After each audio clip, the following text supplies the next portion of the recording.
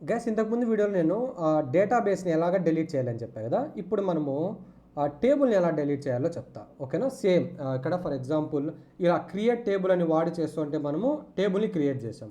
ఇప్పుడు క్రియేట్ చేసిన టేబుల్ని ఎలా డిలీట్ చేయాలో చూపిస్తా.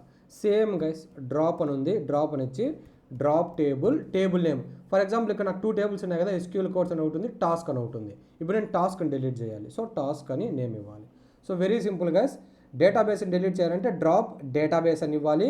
టేబుల్ని డిలీట్ చేయాలంటే డ్రాప్ అని ఇచ్చి టేబుల్ అని ఇవ్వాలి. సో ఇక్కడ పక్కన టేబుల్ నేమ్ ఇస్తే ఏం టేబుల్ నేమ్ అయితే ఇస్తున్నామో అది డిలీట్ అయిపోతుంది. ఫస్ట్ ఒకసారి టేబుల్స్ చూద్దామా ఏమేమి ఉన్నాయో. షో టేబుల్స్ మీద క్లిక్ చేస్తున్నా. ఇక్కడ చూడండి నాకు ఎన్ని టేబుల్స్ ఉన్నాయి, ఇక్కడ 2 ఉన్నాయి. SQL కోడ్స్ ఒకటి, టాస్క్ ఒకటి. ఇప్పుడు నేను ఏ టేబుల్ని డిలీట్ చేస్తున్నానో టాస్క్ని చేస్తున్నా.